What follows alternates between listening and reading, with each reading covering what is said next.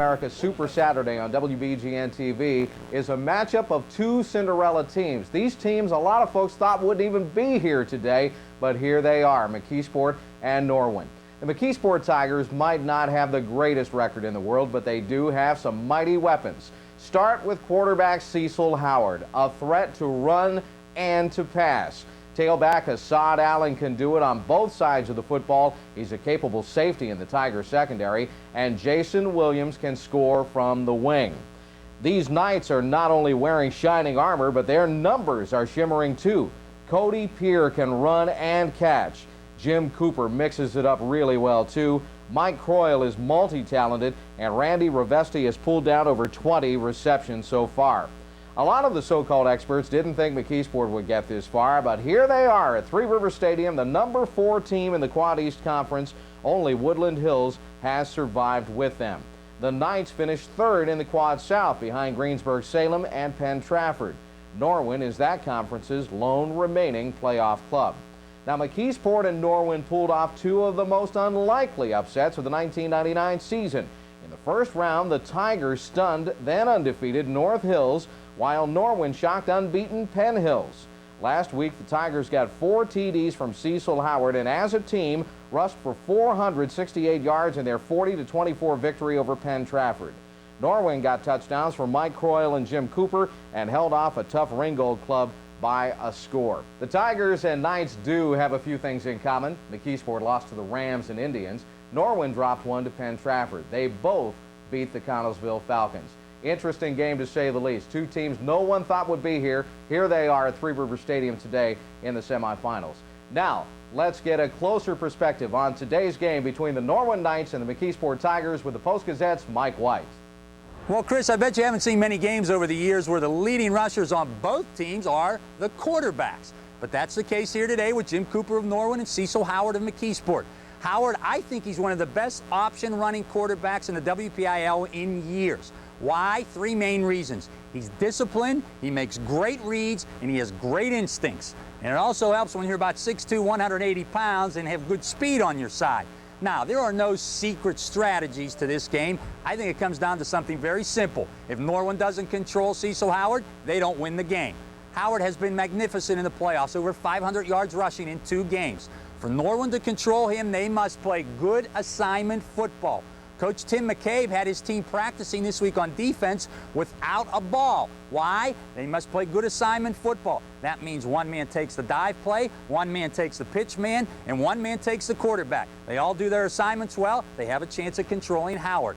Now, on Norwin's side, Cooper, as I said, can run. He can also throw the ball pretty well. And he has a pretty good receiver in Randy Ravesti.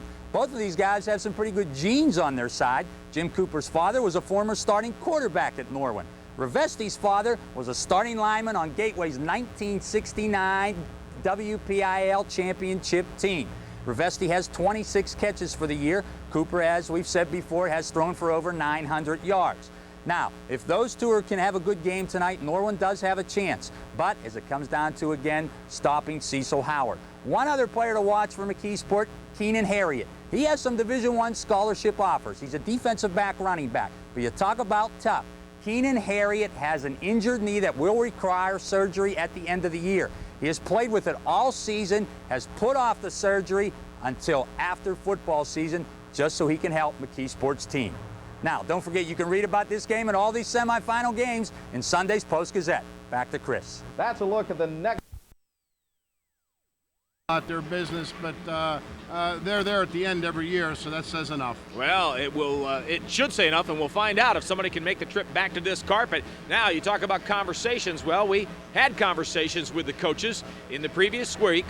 No, we do not have those tapes ready. Well, we've got a live coach here, and that's probably why. So, with the tapes out of the way, let's talk about the explosiveness that we might see with these 2 offenses, because you've alluded to that, Neil, that you think that they'll do it. I know, again, we saw McKeesport, but on the offensive side of things for Norwin, they have a young man who can catch the football by the name of Randy Ravesti. Yep. His dad, Randy Ravesti, played at Norwin, coached at Norwin, and so forth.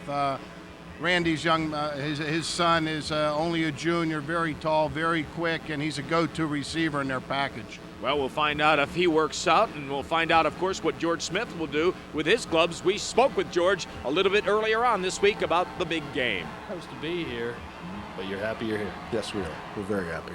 Our kids are starting to play much better football, both offensively and defensively. So, we've been real successful in the playoffs so far. Was it the Woodland Hills game where you guys played well? They pulled away at the end. Was that the game maybe where you came away thinking, you know what, we might have something here after all? Yeah, you could say that. Again, we have liked to score against Woodland Hills. We had the ball down in there, and we should have scored first on them early in the game. And then it was a real close game to the end, and until we tried to throw a little bit, and they picked one off and took it back for a touchdown. But that could be, you could look at that as a turning point, because we came back and we beat Plum after that, and scored 53 on them, and then that set us up for going in the playoffs. Yeah, scoring hasn't been a problem in the playoffs either. You go to Martorelli, beat them, really surprised a lot of people in beating them, and then shoot out a victory over Penn Trafford last week. Yeah, offensively, we run the option, so and it's unique to a lot of people as far as defensing it, so it gives them a little bit of trouble. Norwin's had an extra day this week, so they'll probably have a real good plan to stop us. How hot is Cecil Howard?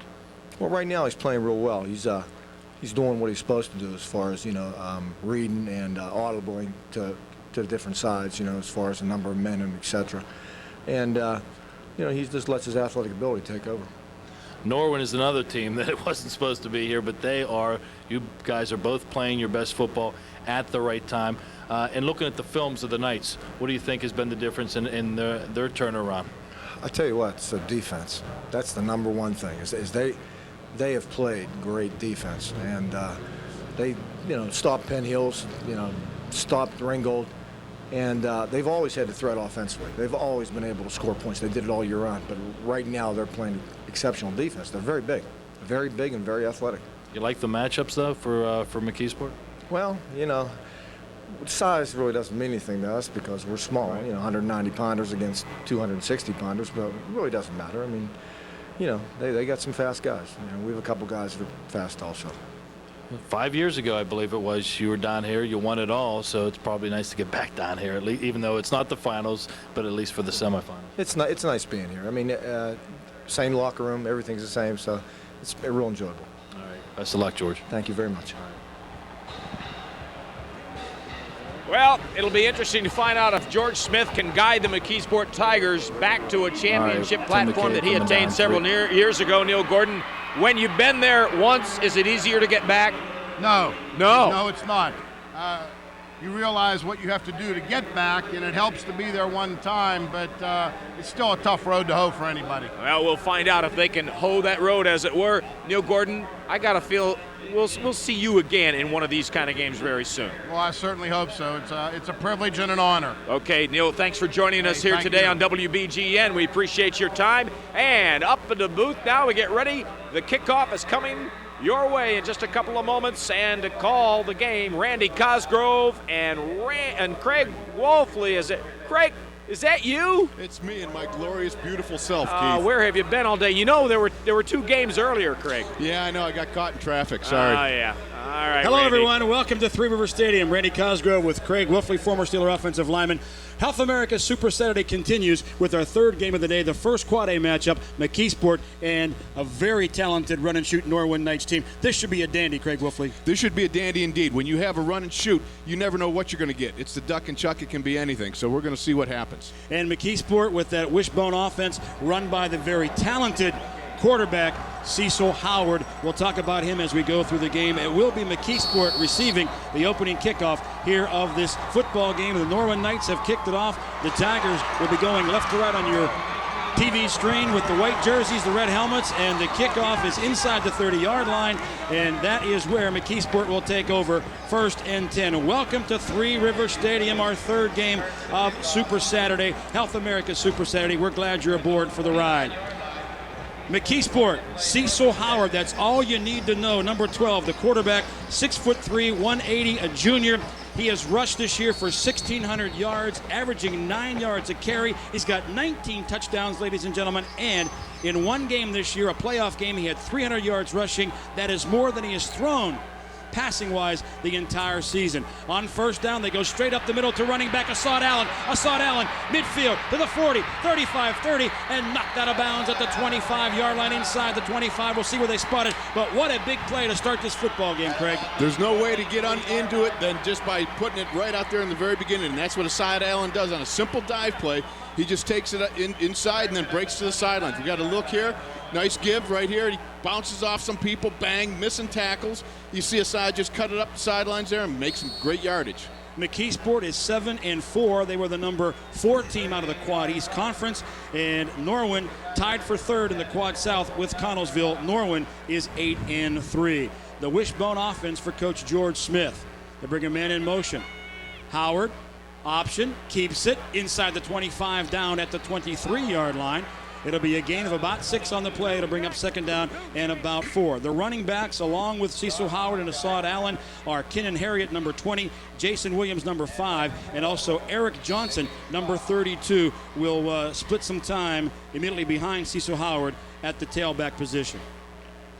Randy, one of the best things we're going to see is watch Cecil Howard's eyes. Watch him read the defense, even as he's faking the handoffs and pitching the ball.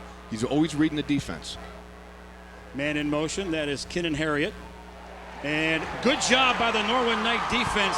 First man through there to make the tackle for the Knights. That is number 47, Chris Stesick, the senior, at 6'4", 215, rangy player, makes the tackle. Also Josh Zuge on the tackle, number 44. And let's not forget the nose guard there, number 70, Mark Brown. You like them linemen. I like those infield hogs, the guys down in the trenches, man. That's where the game's won and lost, Randy. Loss of 2 on the play. Now the referee is warning the Norwin Knight defense to get back, or the sideline team to get back on the near sideline. There's the replay. Cecil Howard being dropped for the loss. It'll bring up 3rd down. Let's call it 6. He didn't have to read anything there, did he? Cecil Howard, 19 rushing touchdowns, averaging 9 per carry. And they give it straight ahead. And that'll be to the 20-yard line. It'll be 4th down and about a yard. Let's see where they spot the football. 4 down territory, make no mistake about that. They will measure, I believe.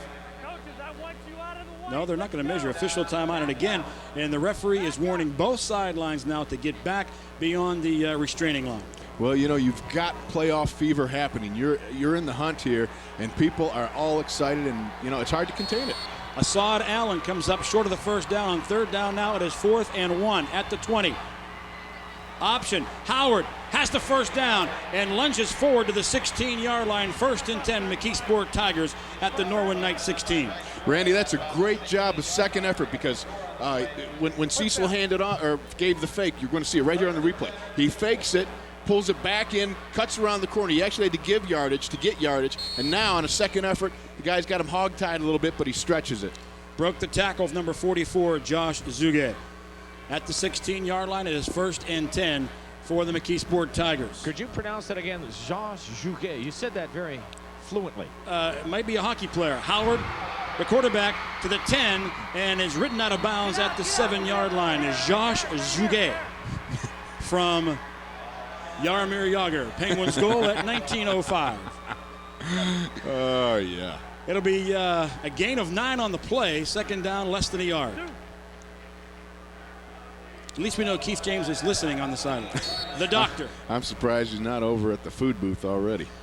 Well, he's got to work 4 games today. Well, he's got to keep them calories going. He's doing yeoman's duty. It's 4 times as much eating. That's what I like. McKeesport on the opening drive of the game. Cecil Howard, the quarterback, on the belly fake, keeps it and stretches to the 5, and that is enough for a 1st down. It'll be 1st and goal for the McKeesport Tigers. The Norwin Knight defense up front, the nose tackle was Mark Brown. The tackles are John Groman and Carl Shelgren, and the defensive ends, Chris Stesick and Josh Zuge. By the way, Stesick recovered from an ankle fracture early in the season. He's a gamer. The linebackers are Ricky Straw, Mike Croyle. The corners, Mark Wheelabobe and Nick Weaver. The safeties, Lonnie Niccolo and Sean Bishop. On 1st and goal. From motion, Howard wrapped up and thrown for a loss back at the 8-yard line. Number 44 on the tackle, Josh Zuge, a junior, 6'2", 215. Norwin's doing a good job of mixing up whether and on their penetration by their ends. Sometimes they go with the pitch, sometimes they don't. Right here, got a good read by Zuge right here, makes a tackle on Howard. All right, we've just been informed that it is Zugai. Zugai. Josh Zugai. Pretty good football player. Loss on the play back to the 8. Second down and goal from there. Turning first quarter clock at 8:30. You can call it tomato or tomato, but it's a sack either way. Either way. Big defensive play. Knights need another one. Quick hitter up the middle. And Assad Allen back to the 5-yard line. It'll bring up third down and goal just inside the 5-yard line. Allen at 5'11", 188, a senior, averaging 6.5 yards per carry. Eric Johnson, by the way, number 32, when we see him, he is averaging 9.4 yards a carry, along with Howard at 9.0. They eat up a lot of on-ground yardage. They eat up a lot of yardage, and they eat up a lot of time. Time of possession is big with McKeesport. Third down and goal. The Tigers knocking at the door. Allen to the goal line, touchdown. Assad Allen dents the scoreboard first for the McKeesport Tigers at 7:45 to go first quarter. Almost too easy, Randy. You get a good look at this McKeesport line, who's really starting to lay it into the Norwin defensive line on the interior here. We're going to get another look right here. Just a straight give, and Assad Allen just finds that nice little crack, and it didn't take much. So Jason Williams, who has 34 point-after touchdowns on the season, on to attempt the extra point out of the hold of Jordan Patil. The snap, the hold, the kick by Williams is up, and it is true. And the McKeesport Tigers dent the scoreboard 7-0 over the Cinderella Norwin Knights. Randy Cosgrove along with Craig Wolfley and Keith James. This is the Health America Super Saturday High School Football Semifinal Playoffs on WBGN. We get another look right here at Assad Allen basically cruising in. I mean, that's about as easy as a 4-yard touchdown run as you're going to get, and he made it look simple. And, of course, the Norwin Knight defense has to be ever so leery about the quarterback, Cecil Howard. That allows room for Assad Allen. 4 attempts, 55 yards, and a touchdown for the Tigers. Not bad for half a quarter work. Deep to receive for the Knights. Standing inside the 5-yard line, number 37, Mark Hamilton. But it comes to the up back inside the 20-yard line, and the return is out to the 25-yard line, and he is belted down right there. On the return, that was Cody Peer, a junior, and he is belted down. It'll be 1st and 10 Norwin Knights just beyond the 25-yard line. The Knights of Coach Tim McCabe. They run the run-and-shoot offense, 8-3 record, and they knew at Norwin they had a pretty good football team this year when they opened the season with a victory over North Allegheny, an outstanding North Allegheny program, 28-7, and they are going to walk off a penalty here on that kickoff. Let's see what the call is. Flagrant face mask, 1st and 10 Knights at the 40. That's got to help not only in your field position, but your confidence. Oh, absolutely. A nice little kicker to get moving on a nice drive here. Get up to the 40. The Norwin Knights behind quarterback Jim Cooper. 1,000-yard passer, 4 touchdown tosses on the season, also has rushed for 847 yards out of the run and shoot. Empty set backfield, man in motion. Cooper runs to the near sideline to the 40, and good pursuit by the McKeesport Tigers. No gain on the play. Let's go down to Keith James. Gotta have a smiling face, and not just a smiling face, but your name is? Jessica Maglis. And what in the world is this getup? The Knight mascot. You're the Knight mascot, and is this your helmet? I don't know. Is this a one-size-fits-all? Yep. All right, let's find out, guys. Here you go. There you go. Well, I don't know about that. Either my head's too big or... Oh, never mind. Help me out, will you, Randy? A quick screen out to Cody Peer on the run and shoot. It'll be only a gain of about 2 on the play. Hey, Keith, I'll help you out. Wear that mask and also the skis from the first game, and you got a good gig for next Halloween. You know what? That's not a bad idea. When we do the next Hidden Valley commercial, we'll get the skis over here. We'll have a night with skis. Now, that's got to be a first. Hey, there's a commercial in there for Hidden Valley somewhere. A night on skis. There's a commercial in there, Keith. A night on skis. Thank you very much. Third down and long for Norwin at its own 42-yard line. How wacky is that, anyway? Shameless. Man in motion. Jim Cooper. Flag is down. Cooper brought down at the 40, the original line of scrimmage. Let's wait and see what the call is going to be. It's back there in the holding area, Craig. Yeah, that's that is just. And you know all about that. Oh yeah. No. Why would I know all about that? Chuck, I never held. I never held one defensive lineman. They inserted their jersey into my hand. They're nefarious. Those guys are unbelievable. Of course, for those of you that may not be aware, Craig Wolfley, for how many years played for the Steelers here? 10 years with the Steelers, 2 years with the Vikings, 12 years total, which Randy was about 3 years too many, considering the damage points accrued in the last 3 years. And you know that every morning when you wake up, right? Oh, absolutely, brother. Played for 10 years under Charles Henry Knoll here at Three River Stadium. Had some outstanding years. All right, Norwin in punt formation. On their first possession, they go nowhere. A very high, nice spiral. McKeesport lets it bounce and goes out of bounds near the 15-yard line. So an outstanding punt by Cody Peer. 6:01 to go in the first quarter. McKeesport leads 7-0. The Tigers get their second possession. Health America's Super Saturday continues.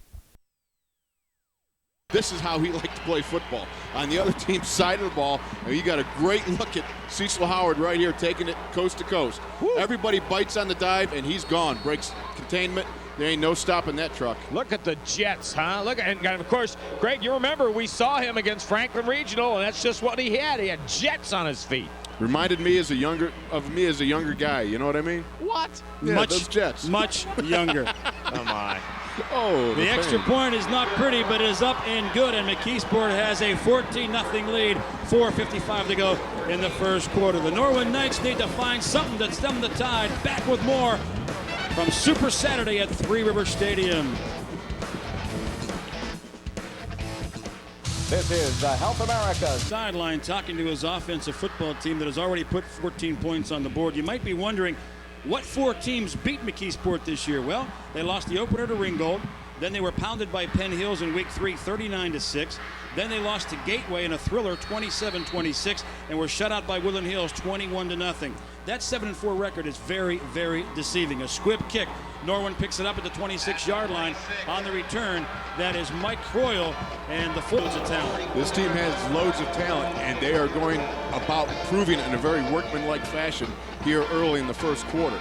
It is going to be imperative that Norwin starts looking at this as one first down after another and don't look at the big scope of things. Run and shoot offense of Coach Tim McCabe. You get good blocks like that, it makes the rest easy. First down, they come to the near side with a sweep. Not this time. Peer is brought down. Same play to the near side with a tackle for the McKeesport Tigers. That'll be number 45, Dale McCall. McCall coming up from his linebacker position. Dale McCall says, hey, I saw this play just a moment ago, I think. I think I'm going to just jump in here and break it up, bring him down. Loss on the play of 5 back to the 19-yard line. Second down and 15. 3:40 to go on a turning first quarter clock. Slot to the right side. Ryan Kwasniewski in the slot. The wideout is Bob Catalano. Cooper, the quarterback, gets back to the original line of scrimmage. Wow. And he was popped down there. It'll be a gain of 5. Brings up third down and about 10. Could you guys hear that popping up there? Because down here on the sidelines, it's cracking out there. One thing you can see on this replay, we see Jim Cooper doesn't quite resemble Cecil Howard as far as the finesse and faking the handoff and faking the pitch. But I tell you, he took it up there with all the muster he could put in there. You know, the one thing that Norwin does out of the run and shoot that most run and shoot teams don't do is run the football. Yes. With everybody, not just the single setback. Cooper crossing pattern to the 10-yard line, and that's going to be all. Yep. Good pursuit by McKeesport. On the reception is Randy Rovesti, their number 1 receiver. It'll be a gain of 5. It'll be third down, make it fourth down and about 6. Jordan Patil comes up here and makes a great stick on Rovesti right here as he turns upfield, puts his face right on the numbers. Great job of hanging on to that ball. Guys, you're going to see the field goal attempt coming up, and it's from the near hash mark, kicking with the right leg, which is a little difficult because you're actually kind of going against the way the natural motion of your kick would go. We'll find out if he can make this field goal and get 3 on the board. Left-footed kicker, Justin Jennis. The kick is up, The kick is high, and the kick is good. So Norwin gets on the board. A very important score for the Norwin Knights. It is now McKeesport 14, Norwin 3.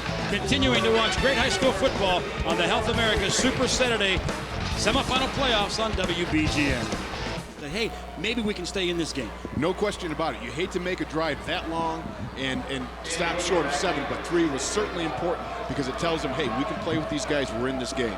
Fellas, I'd like to lodge a protest. Where can I lodge a protest? Can I just, I've been here, I've done 2 games already. It's my 3rd game. I'm going to do a 4th. Well, let's watch the kickoff. I'll complain later. On the squib kick with the return, Jordan Patil, and he is brought down at about the 28-yard line, so the Norwin Knight defense will come on and try to make a big play. Go ahead, talk about your protest. All right. Here's my beef. Here's my beef. I've done 2 games, the 2 AAA semifinal games. Great games, right? I'm into the 3rd game. Going to be here through the duration of our live coverage on WBGN. My producer doesn't speak to me the whole game. Wolfley is here 6.5 minutes, and the producer's going, Mr. Wolfley, could we get you a drink or something, sir? Could we massage your back? Could we? You know, Wolfley. Hey, that's in the contract. First down for the Tigers. 1:54 to go in the quarter. Well, now. All right, at the 30-yard line, a gain of 2 on first down for the Tigers. We're looking for some kind of decoration on the mantle, but at 14-3, the Tigers lead by 11. The Tigers have 154 yards rushing in the first 5 minutes of this football game. No way. Now, all we need is somebody to average that out. What is it per minute? 30 yards a minute. Assad Allen, first down and more beyond the 40-yard line to the 42-yard line. Excuse me, Mr. Math Wizard. The Wizard of Cause. Ooh. You know, I was a 4.0 student in high school. You were? 1.0 as a freshman, 1.0 as a sophomore, 1.0 as a junior. Add them all up, that's 4.0. All right. Use that next time on your banquet, sir. Yeah, okay. First and 10 for the Tigers. The ones I do might not be able to add that up. You talk about a team that is peaking at the right time of the season. It is the McKeesport Tigers. Allen again on first down, the quick hitter beyond the 45. It'll be a gain of about 4. Yeah, Randy, you're absolutely right. When you look at the McKeesport Tigers record and you look at the way we've seen them play, you just can't figure out how they've lost 4 games. But it doesn't matter. They're here, and they are 1 step away from a championship. And I'll tell you what, McKeesport has had a great sports tradition over the years. They won a state championship just a couple of years ago, and they're hoping to pull off the Cinderella trip this year. Cecil Howard on first down, 50. Spinning and brought down at the 42 of Norwin. Another first down for the McKeesport Tigers. Quarterback Cecil Howard. He is only a junior, folks. Hey, Randy and Keith, see if help me out here. Have we even seen a pitch yet? Has anybody pitched the ball? No. On McKeesport side? No, not that I've seen. I think a pitch is the closest thing we'll ever see to a pass from these guys. Yeah, maybe so. Well, although, Craig, you think back when we had McKeesport on WBGN with the, I think that was the Franklin Regional game. Cecil Howard did throw about 2 or 3 times in that game. He doesn't throw much, and 1 of his 3 tosses was for a touchdown. So when he throws, it counts, but they don't have to very often. That's the real point. The rumor in McKeesport is the last time that Coach George Smith made a pass was at a cheerleader his senior year in high school. Back with more on Super Saturday, the Health America style Super Saturday on WPGN.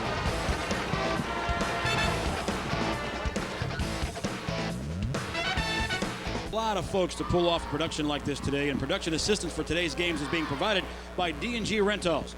D&G Rentals is your grand rental station in Beaver Falls. Give the rental pros at D&G Rentals a call at 724-843-5500 for all of your rental needs. First play of the second period. McKeesport on first down at the Knight 42, and they go straight ahead to Assad Allen, and Allen will pick up about 3 or 4 yards. It'll bring up second down and about 6. You know, Randy, most people are probably sitting there going, oh, gee, here we go. Another handoff to Assad Allen. You know, this is football at its best. All right, Doctor, you've got something for us. Yeah, indeed, watching what they're getting ready to do offensively for the Norwin Knights. They're looking to make some adjustments, and not to give any play, so you see this upside down. They're making adjustments, and looking to run squiggly lines later on in the game. Look for those adjustments as they try and put more points on the board. Out of the option, wishbone quarterback Cecil Howard brought down after a short gain of about 3. That'll bring up 3rd down and 3. That upside down play that he showed, that looked like one of the big plays in the Syracuse playbook a few years ago when you might have been up there. Yeah, I recognize that. Now, did you play at the Carrier Dome or were you at Old Archbold Stadium? I played at Old Archbold Stadium. I played in the last game there. I played 11 road games my senior year while they built the Carrier Dome. They were building the Carrier Dome. So you never actually got to play in the Carrier Dome? No.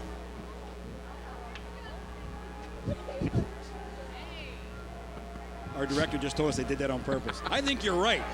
As he was going through school, they said, we're not going to let this guy play in a new building. And Howard is brought down at the line of scrimmage. Great penetration and pursuit by the Norwin Knight defense. So that's 2 plays in a row that they have contained Cecil Howard.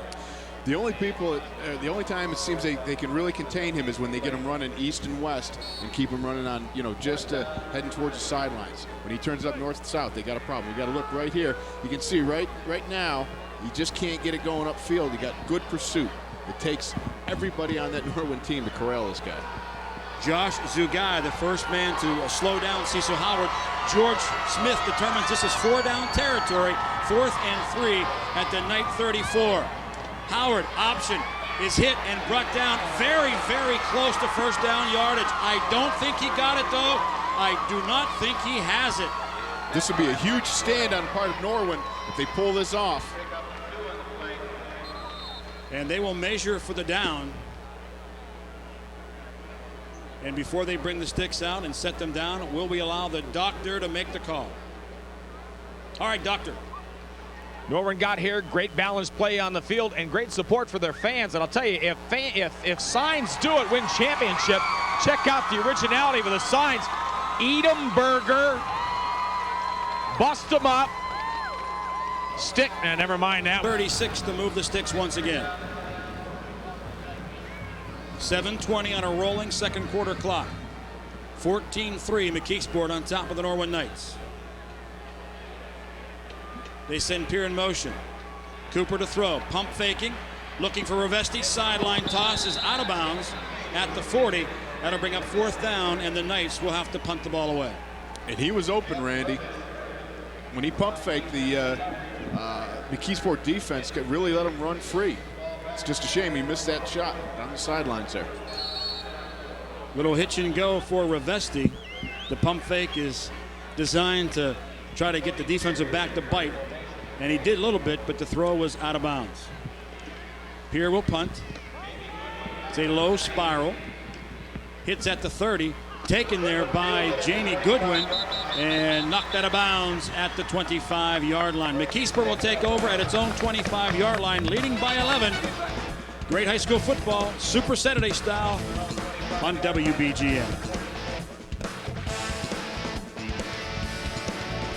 Concerns, and one of the concerns is the disparity in size between them and the Norwin Knights. A good example would be number 74, if you can watch him going into the screen right there. That big guy is John Groman. He's a junior, 6'5", 255. If you look at number 71, Carl Shelgren, he's a senior at 6'4", 255. And those are the kind of matchups that Norwin can use to their advantage and wear down McKeesport as the game goes along, perhaps. On 1st down from the 25, they go straight up the middle again. Cecil Howard handing off to his up back.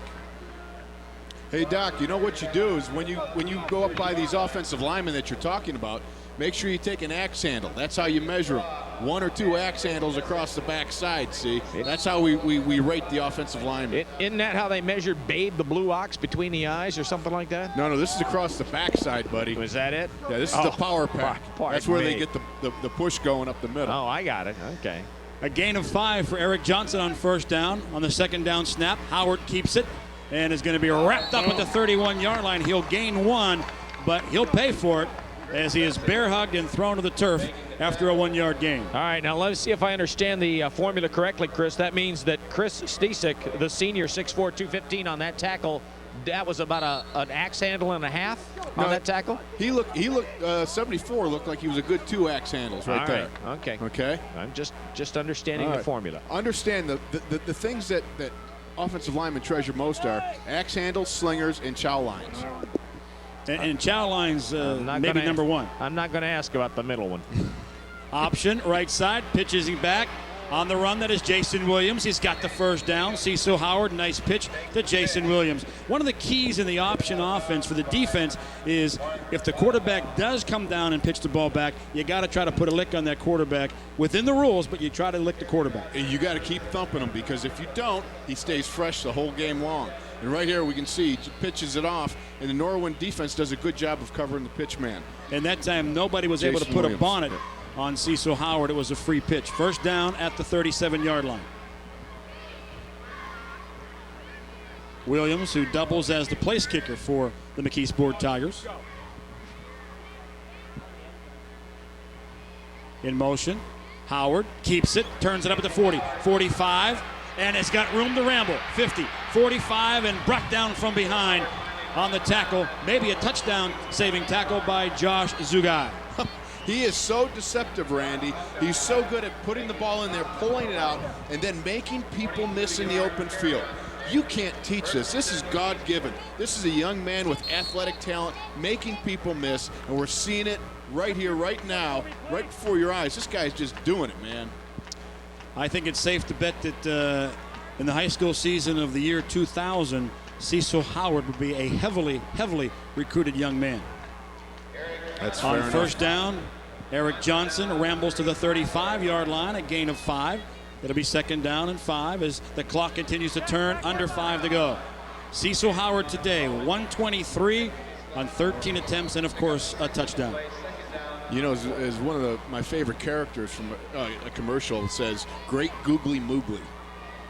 Speaking of great googly moogly, Keith is on the sideline. Nah, somehow that's an appropriate tie-in. Great thing about having 4 games live on WBGN, that means 4 Sears halftimes. The Norwin Knights, they're getting ready. Their color guards are going to look at that fancy stuff. We'll see that at halftime and a lot more.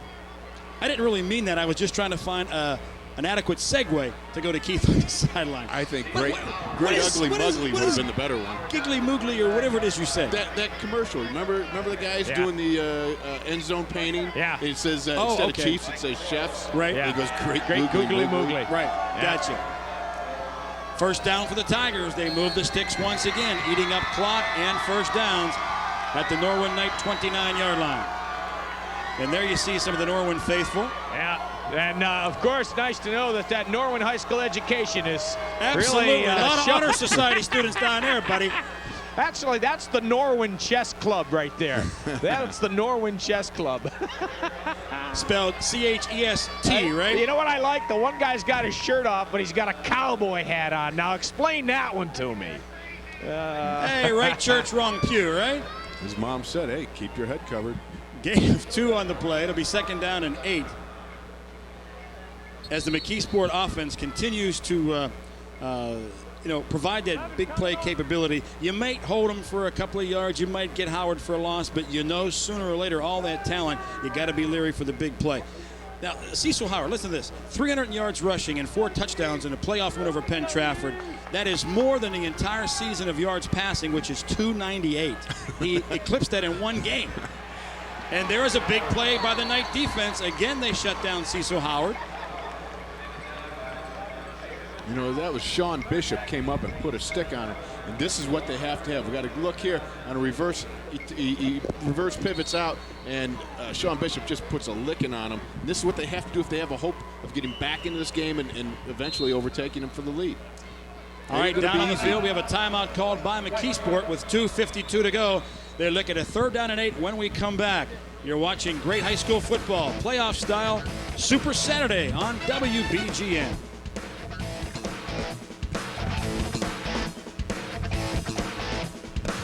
Getting some final instructions at the end of that timeout. I would think that the way George Smith and McKeesport plays, they're in 4-down territory. Plus, what do you think? Option left or option right? Cecil either way. Whoa. Howard will throw the ball. Post pattern. Touchdown. Told ya. Bingo, bango, bongo. I told you, he doesn't throw often. He hardly goes over top, but when he does, they count. Jamie Goodwin on the receiving end of that Cecil Howard touchdown pass. He does it via the land and via the air.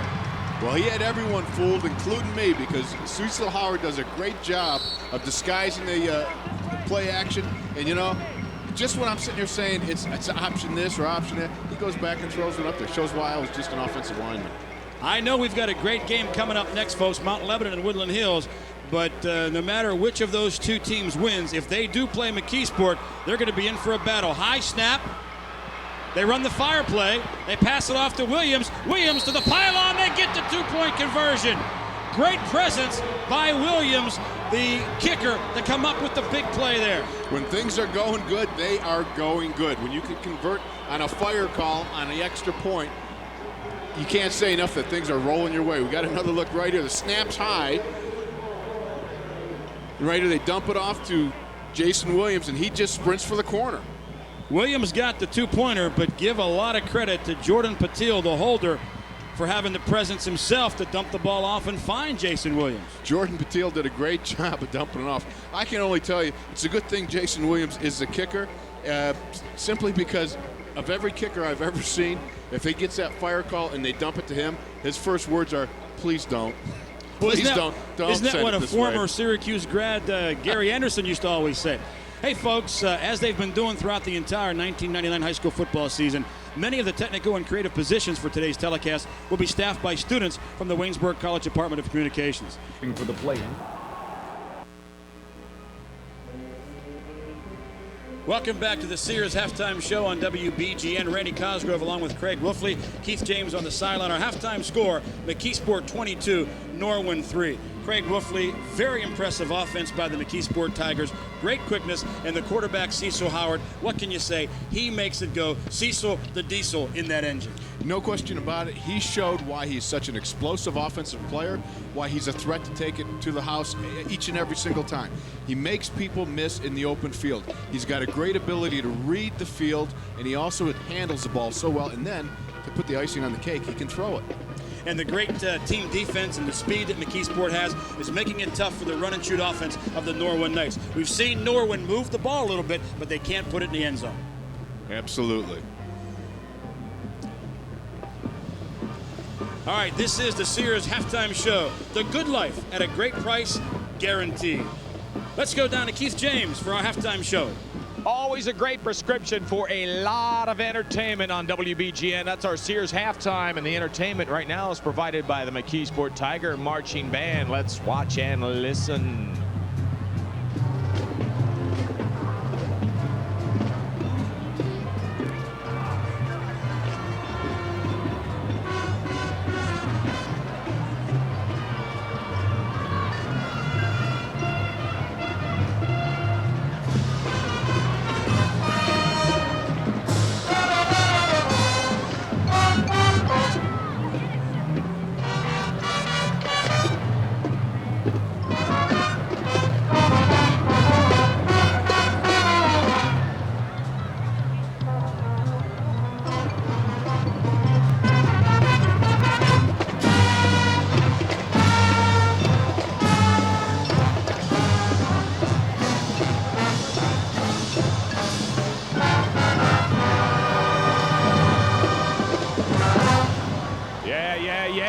There's the red and white and black of the McKeesport Tiger Marching Band under their band director, George Letts, who's joining me here once again on the sidelines. Nice to see you again this season. Good to see you, Keith. Good to see you again as well. You know, the only way we get to see band directors is when the football team makes it to the playoffs. How about playoff performance preparation? What do you guys do special? Anything? Extra practices? Actually, not too much special. We sort of continue in our mode that we had been during September and October. The challenge for us is that we're also getting ready for a holiday concert in mid-December. Plus, we've had some community parades, a Veterans Day parade, and then just today, a Christmas parade in McKeesport. Fantastic. That was going to bring me to my next question. You know, the weather's about to turn where you don't do much of this outside. What does the band do inside? We just sort of continue in our mode where we have certain students who switch instruments from marching season into concert season. A little bit of double duty for them at the moment right now, where they sort of hang in there the best they can, and we just do the best we can to get ready for both types of performances. Fantastic. What are we listening to now, George? This is from the City of Angels, a tune called With Every Breath I Take. The City of Angels, a Broadway show from the early 90s. All right, let's listen. Thank you, George. And here's more from the McKeesport Tiger Marching Band.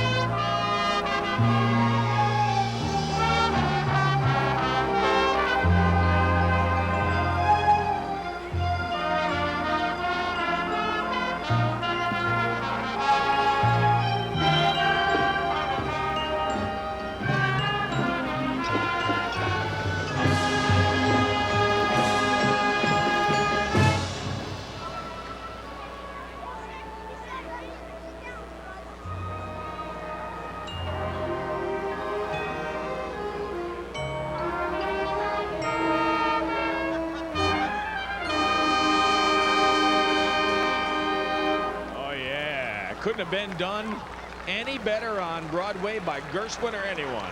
Instead, it's done Saturday, Super Saturday Night style by the McKeesport Tiger Marching Band. They've got another one for us to listen to. So as the countdown goes, let's put our ears in tune, shall we? Sounds like secret agent music.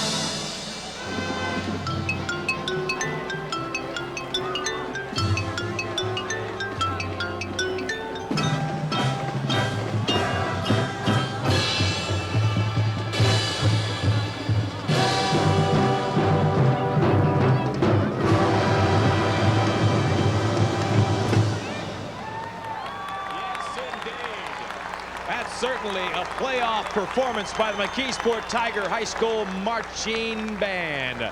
All part of our Sears halftime on WBGN TV. They execute moves almost as good as their backfield does. It's the Tigers on the football scoreboard on top of the Norwin Knights 22-3. Speaking of the Norwin Knights, their marching band coming up in just a couple of moments on WBGN. Stay close. This is the Health America Super Sing Along live from Three Rivers Stadium, part of our quadruple header. That's 4 in a row, in case you're like me and you weren't sure what quadruple meant.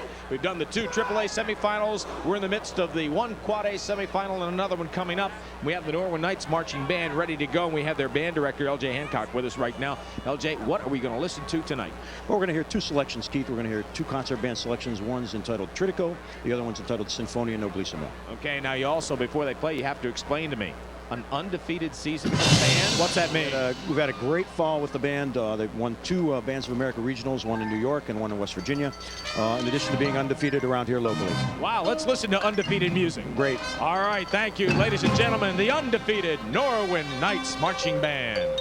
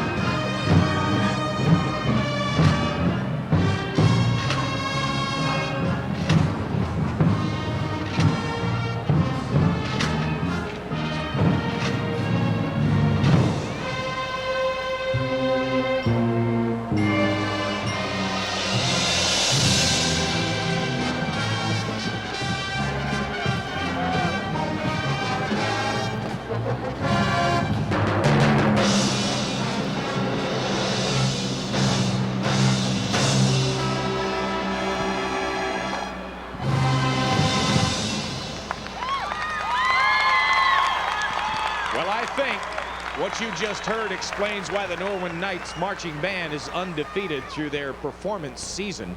That was fantastic. Of course, that's not all. As they move into position for their next song, we'll watch their fancy footsteps and get ready to listen to them as we wrap up our Sears halftime in this AAA semifinal matchup on WBGN TV.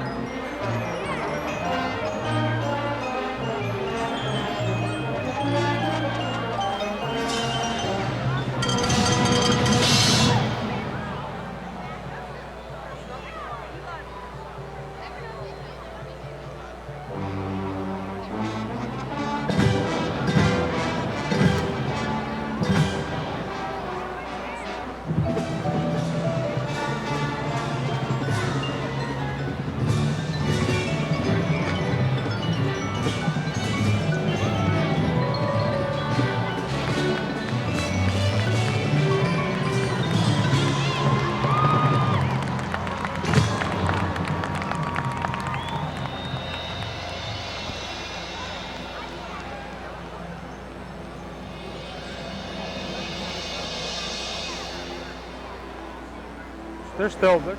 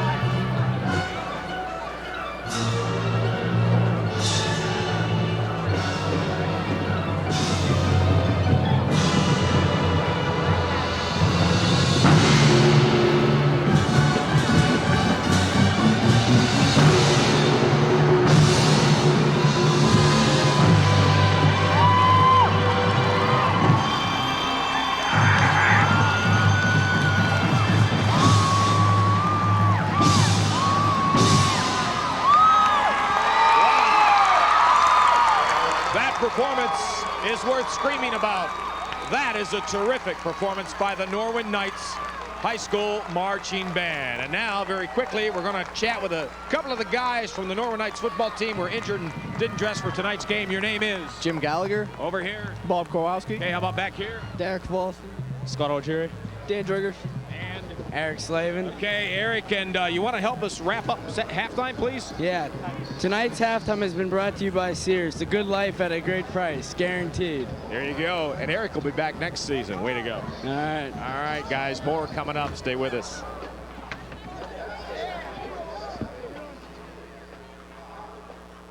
This is James on the sideline. 22-3 our halftime score. The Tigers of McKeesport over Norwin. And the stats, as you would expect, heavy in the favor of McKeesport, Craig Wolfley. Look at the rushing yardage, 247-37. Total yards, 274-90. Time of possession, 14:08-9:52. You know, this is one time you look at stats and it truly summarizes what you just saw. Because the overwhelming stat right there is that yards rushing. Yards rushing is time of possession. It is significant in the fact that, you know, Norwin barely saw the ball really in comparison to what McKeesport did. And of course, if you're George Smith, you have the 22-3 lead here at the half, and you know you're very comfortable with that lead. If you're Norwin Knights and Coach McCabe, you want to say, hey guys, the first series in the third quarter, very important. We've moved the ball a little bit between the 30s, but we've got to be able to find a way to put it in the end zone. That run and shoot, very diversified, but the team quickness, the great athletic ability of the McKeesport defense has kept Norwin off the scoreboard with the exception of the field goal. Absolutely. They've got to get back into that rhythm that they were showing late in the second quarter. That is their only hope of getting back into this game and trying to overtake a McKeesport team that, quite frankly, is poised for this type of game. Their running game is where it should be. They got, with the running game, their time of possession, so they are set right where they want to be, and Norwin's got to come up and make some big plays. And the folks watching this game, looking at McKeesport at 7-4, asking the same things we've been asking. How did this team lose 4 games? Well, they had a lot of injuries early in the season, but right now they're pretty much healthy, and they're peaking at the right time, and they have got some super talent. And if they go on to win this game, I would not want to be Mount Lebanon or Woodland Hills and have to play them next week. Now, that's not to say that the game is already in the bag, but with all that quickness and peaking, they're going to be a tough team to beat for anybody next week. Indeed, the most important thing is to be able to hit your stride at the most important time of the year, which is the playoffs. And we are looking at a McKeesport team that is focused and hitting on all 8 cylinders, and especially in their running game as they come into the playoffs, and they are ready to go. There's Coach McCabe leading his Norwin Knights back onto the field. A Cinderella season of sorts for Norwin. They were 8-3 and season. They got it this far into the playoffs because they earned it. And we're going to probably see a lot of character displayed by this Norwin team as they stage what amounts to, hopefully for them, a comeback. Number 37, Mark Hamilton, the deep man in the middle at the 10-yard line, as Jason Williams squib kicks it, and it is taken just beyond the 30-yard line. And it'll be good field position for the Norwin Knights to start their first possession of the second half. That was Croyle on the return. So let's set that Norwin Knight offense for you. The quarterback is Jimmy Cooper. The running back is 35, Mike Croyle. The wide down, Cooper under center. And we've got pre-snap penalties here to start the second half. And that's a coach, Knoll, the Emperor. Had a certain way about him, didn't he? Yes, he did, and he was a great coach. First down and 15 for the Norwin Knights. Cooper hands it off to Croyle. Croyle bounces off one tackler and plows his way to the 48-yard line. A good gain as he gets back the penalty yardage on that front wall. The linebackers Gallagher and McCall. Big hole for Croyle, 40, 35, 30, rumbling to the 25-yard line. So this is exactly what the Norwin Knights needed to start the second. Slower to the equation. Inside counter, Cody Peer. Team is not doing too well today. Taking it on the chin a little bit. Last score we had was Michigan State 28, Penn State 7. Wide open at the offensive drive here, which they needed. But they've got to put it in the paint. Ravesti goes in motion to the far side. Croyle right side to the 5, cuts back 4, 3, 2, 1. We've got a football game, folks. Yes, we do. Stay tuned.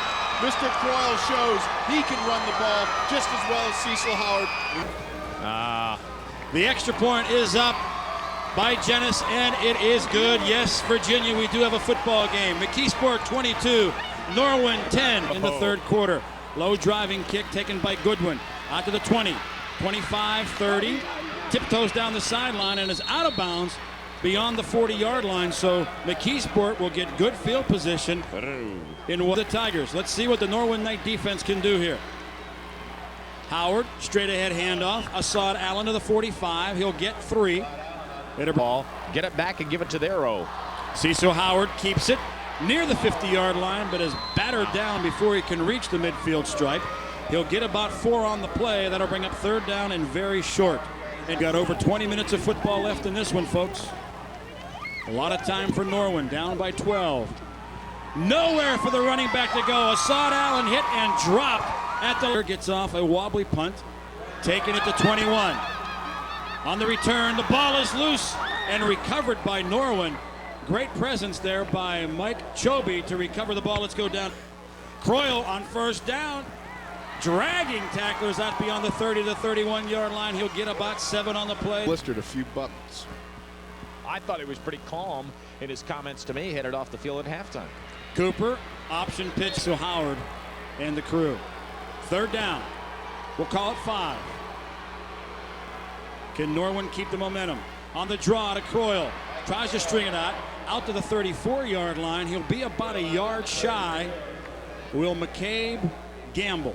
He talks McCabe out of punting the football. They're going to go for it on 4th down and a yard. 6:02 to go, 3rd quarter. And McKeesport counters with a timeout. They wanted to be sure and find out what Norwin was going to do. We got to tell you, we were both hoping you were going to fall on your keister there. 4th down, big call. They spread out the defense. Cooper to Croyle. 1st down, Norwin. The gutsy call. Give credit to Croyle, not McCabe. The credit goes to McCabe for listening to Croyle. To the 39-yard line, he'll get about 4. Tough guys like Croyle named like Muffin or something like that. It's always a good, tough football name. Exactly. Ditka. There you go. Post pattern, Urosic. Oh, what a catch! Unbelievable. Cooper to Urosic inside the 30-yard line. We are seeing the duck and chuck. Only now it's in the middle. Cooper to Urosic. Look at this catch. This guy pulls it in. That's classic. What a catch. And he holds on to the ball. The ball never touches the turf. He wraps it up into his numbers. 1st and 10, Norwin at the 29-yard line. They've got McKeesport back on its heels. Straight ahead to Croyle for a couple. Oh, the ball is loose and recovered by McKeesport. Oh, that kid's got to be heartbroken. What a great game he has played, and he coughs up the football. Somebody from McKeesport knocked it out.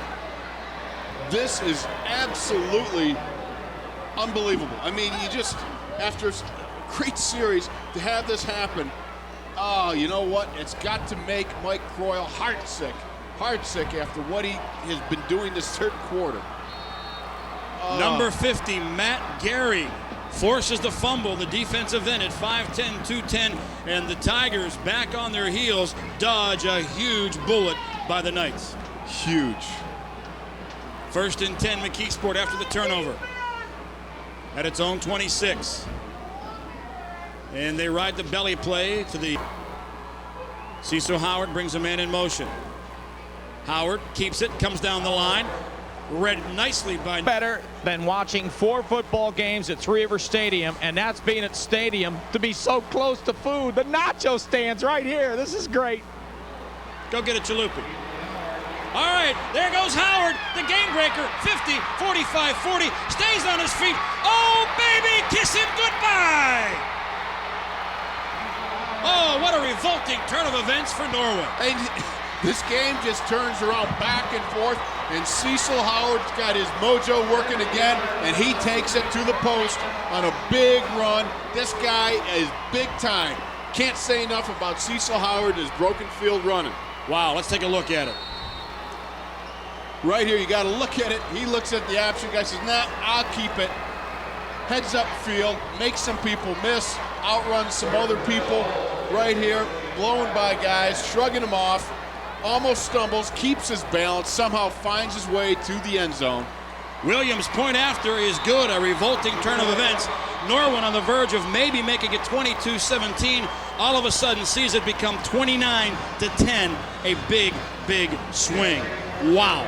What a heartbreaker for this Norwin Knights team that they're fighting that out. They're trying to slug it out. And we're going to get another angle right here. Cecil Howard again. You know what, folks? I'm going to do what I did before. I'm just going to shut up, watch this run. That's athletic talent. He's a junior, and as I said earlier, it's a pretty safe bet that he will be one of the most sought-after young men next year in the WPIAL by the college recruiters. Look in this Sunday's Post-Gazette for the most in-depth Steelers coverage anywhere. Plus, stay posted. You know what, Randy? You sit there and think, this kid is only going to get better. You know, he's got great size, 6'2", 6'3", 180. So by the time he's a senior, puts on another 10 pounds, maybe 15. Normally see a wishbone quarterback with that kind of size and range. And the Tigers will kick off. It'll come down to Ravesti at the 12. 20, 25, and does not reach the 30. Good coverage. And it's a game of ups and downs. And this kid has had more ups in his career than downs, that's for sure. And they go right back to Croyle. 35 out to the 40, very near first down yardage. Now, that shows a lot of confidence. Coach McCabe says we're going to give it right to Croyle on first down. Extremely difficult to hang on the ball in that case. Gain of 11, it is a first down. Cooper to throw on first down. Ravesti grabs it at the 48, falls forward to the 50-yard line, or very close to the 50-yard line. It'll bring up second down, and if they don't get it. Ravesti goes in motion, triple receivers to the far side.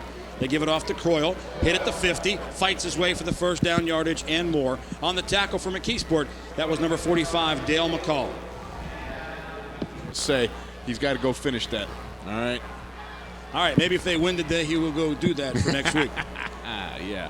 All right, interesting note I'll pass on to you about the umpire down on the field in today's game in just a moment. Cooper to throw, sets up, going down the middle of the field. Ball is tipped and incomplete. They had Peer beyond the defense. It was slightly underthrown, but the old tip drill almost came into effect.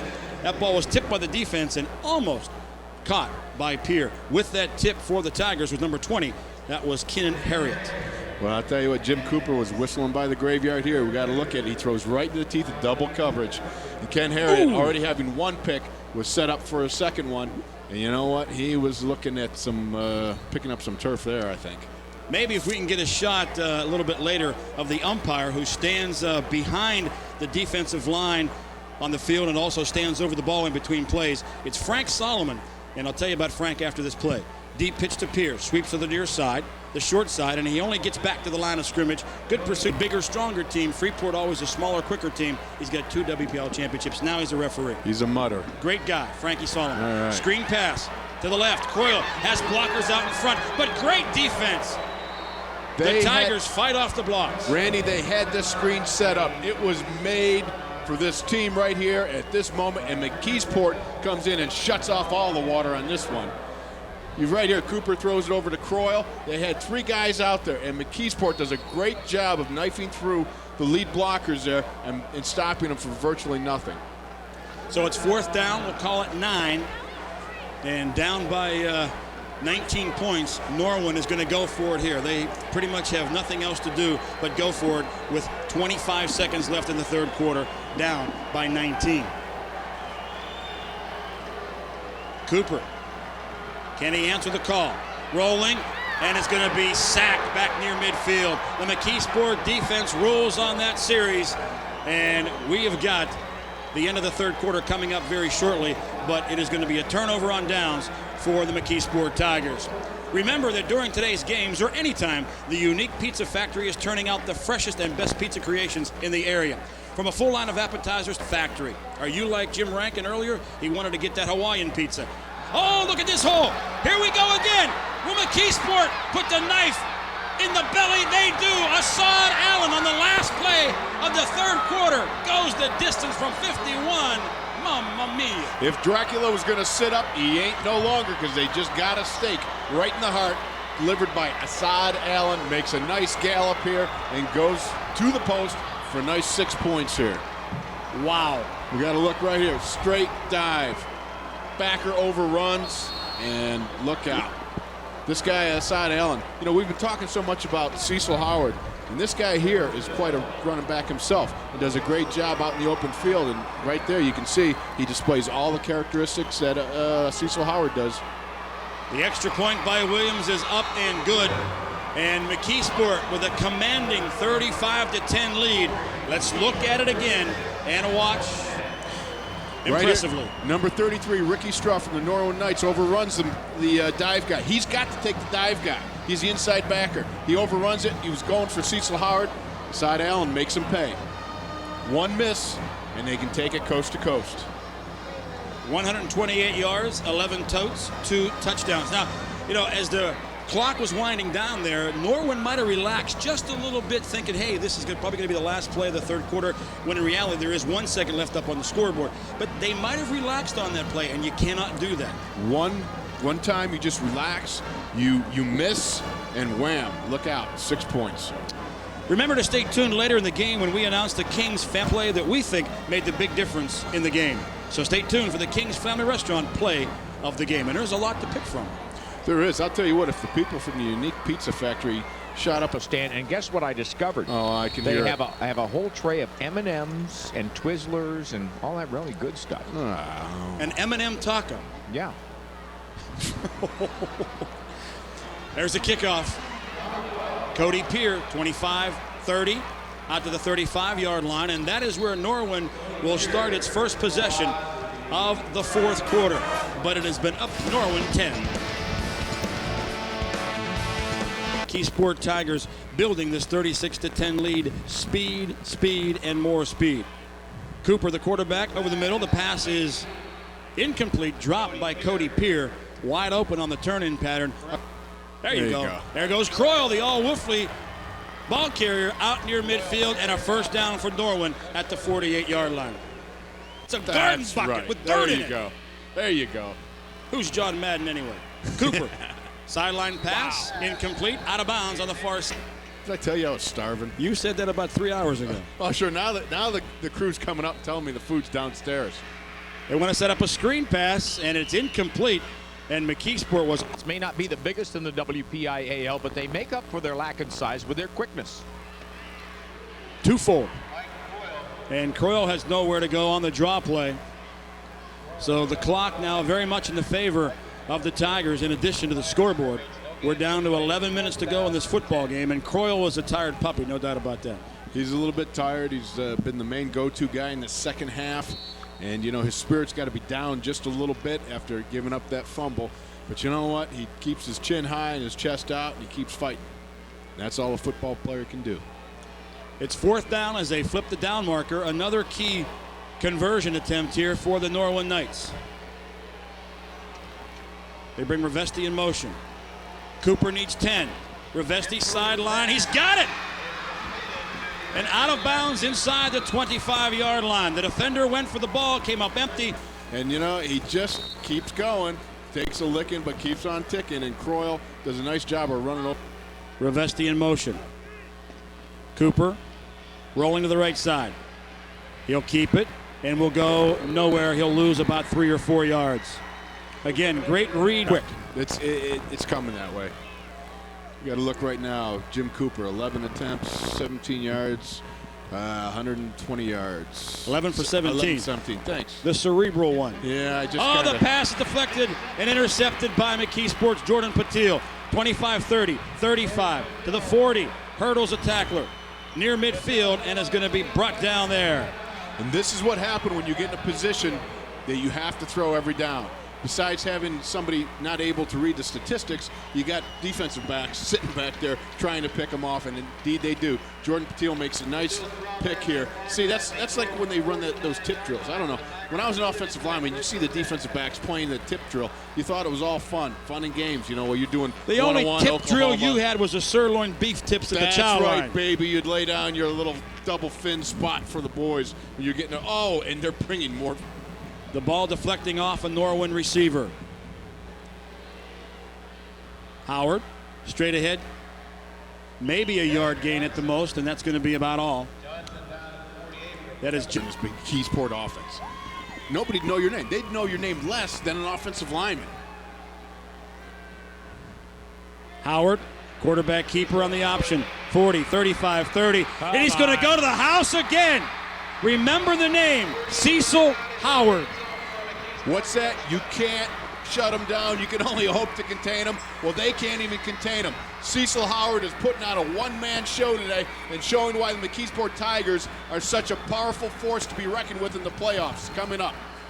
Right here, Cecil Howard tucks it away after putting it in the belly of the fullback, and he just says, get out of my way, I'm taking it coast to coast as I did before. Is there any need to take a vote on the player of the game? Well, let's see now. Let's put up some statistics. Maybe I can read those. No, I think he's got it hands down. 42-10 our score, McKeesport. The hold by Patil. Williams again, not impressive, but gets it over the crossbar. 43-10. All McKeesport at Three River Stadium. Stay tuned for more great football.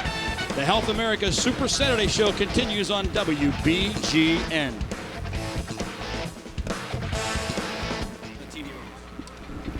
All right. We're just updating Cecil Howard. Wow. 19 carries, 254 yards, and of course 3 touchdowns. And he may be able to push that 300-yard game he had against Penn Trafford to get the ball back. There he goes.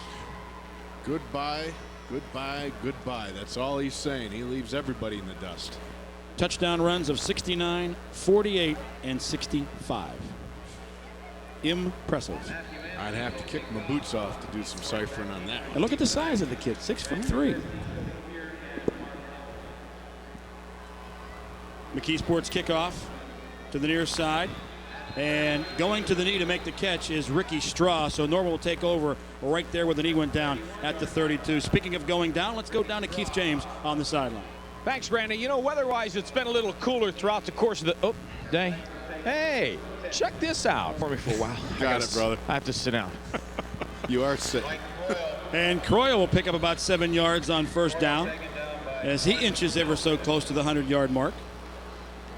Boy, he's got more things hanging off him. Whoever. Second down and 3. Pierre goes in motion. Cooper will throw. Now he'll keep it to the 40. Wheels and deals to the 45. The Knights have a first down, stopping the clock at 7:06. Scoreboard. He'll be able to tell his family, friends, and the kids down the line that he broke the century mark at Three River Stadium in a semifinal playoff game. Ravesti takes the quick pass from Cooper. The Cecil Howard show came full force and just, you know, just separated from the pack. It's kind of like the Roadrunner Dustin Coyote. You're a cartoon watcher too, huh? Well, you know, I keep up on the important things. Yeah, he's always been into culture. Culture. Speaking of culture, give us some, will you please? The other way. There is the action on the field.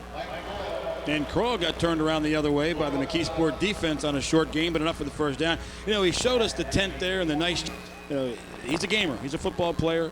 5'10", 205, a senior.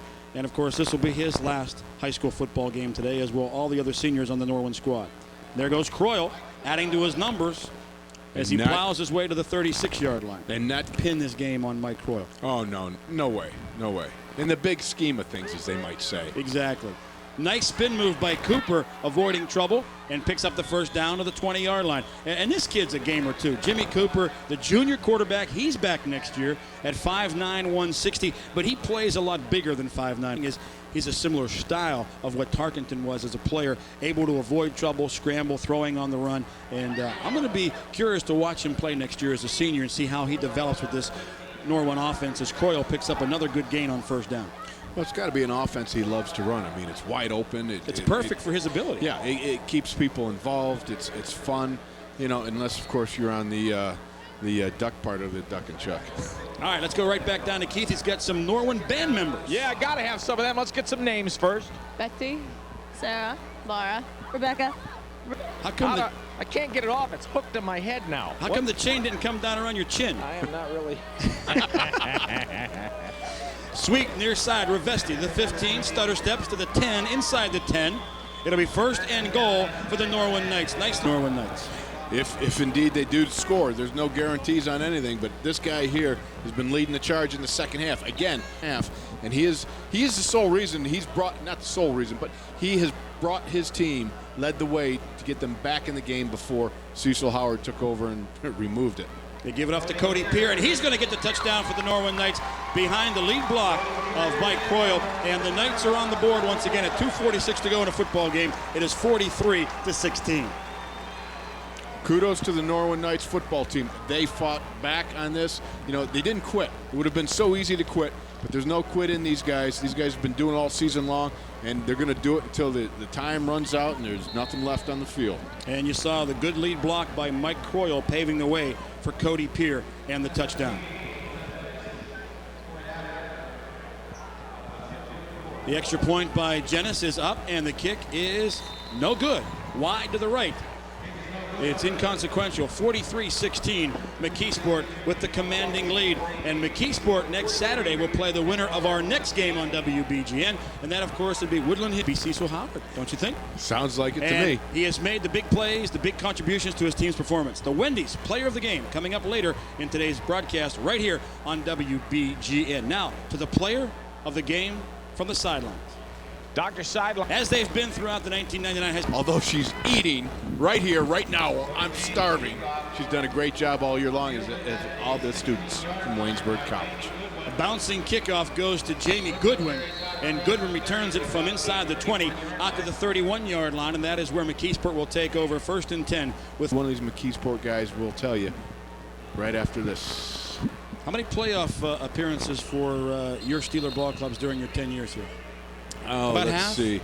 I'm trying to remember. I can't, I'm a little addled. I've had so many concussions. They're talking about the concussion stuff. And I go, I don't really worry about it because I don't think about it because I can't remember it.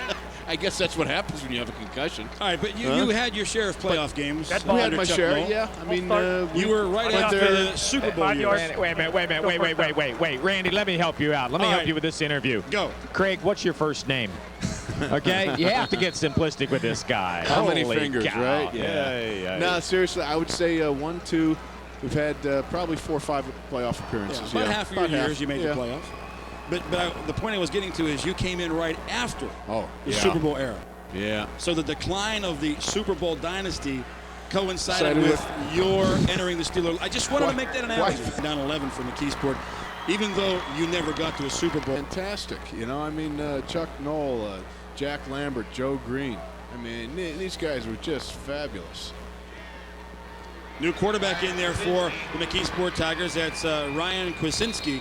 And Kwasinski gets onto the 41-yard line and a first down for the Tigers. So George Smith wrapping up Cecil Howard and packaging him on the bench, not to risk an injury for next week's championship game. Guys, you talk about the fun that you had here, Craig, at Three River Stadium.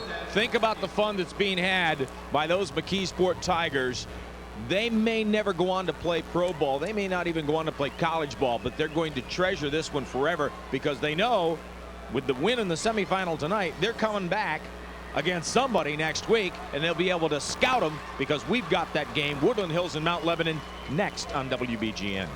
Yes, indeed you do, Keith. Kwasinski, option left, turns it up and picks up a yard, maybe 2 on the play. And, everybody knows about Brandon Short, great high school All-American, has a great career at Penn State, is going to be a high draft pick next year. But there's a couple of other McKeesport grads here today working this game for the WPIAL. And those are 2 high school principals, 2 brothers who had great careers at McKeesport, John and Pat Ratesic, the Rat brothers. John is now the principal at Plum High School, and Pat is the principal at Penn Trafford High School and is also the president of the WPIAL. Interesting moniker. Just FYI for you. Wow, that's all right. The Rat Brothers. Okay. Clock is winding down to 40 seconds left. McKeesport knows it's coming back here next week. Boy, those fans are enjoying themselves across the way. Yes, they are, Doc. They may, you know what? They're having so much fun. They just may stay through and just be here next week when the teams show up. Why not? Why not? The McKeesport faithful. And you count the numbers of them. A few of them have left already, but I got to tell you, you look at the numbers. On the offense, still second down. Yeah, you look at the numbers over there, you got to wonder if anybody's at home at McKeesport. There's a lot of folks over there. There were a lot of Norwin faithful here, too, today. Oh, Norwin brought a ton of people, and hats off and kudos to Norwin and the great season that they have had out there under Tim McCabe. They'll finish at 8-4. McKeesport will improve and move on to the championship game at 8-4. And they will play the winner of the Woodland Hills Mount Lebanon game coming up next on WBGN. So McKeesport will join today's other winners, West Allegheny and Bell Vernon, coming to Three Rivers, along with the A teams next week, Southside Beaver and Monaca, the AA teams, Washington and Waynesburg. Great win for McKeesport, great overall athletic ability. Cecil Howard shows the ability to open up a game like nobody else in these playoffs, with his ability to take things coast to coast. Unofficially, I'm sorry, go ahead, Randy. No, I cut you off. Unofficially, I was going to say 254 yards on 19 carries and the 3 touchdowns of 69, 48, and 65. That's so impressive, you know, and just when you think Norwin thinks you're getting back into the game, this kid just, it's unbelievable how he can blow open a game so fast. Unbelievable. And, you know, there were so many great plays that we could pick for the play of the game. We'll find out coming up later on our post-game show. Once again, the final score in this third game of 4, McKeesport 43, Norwin 16.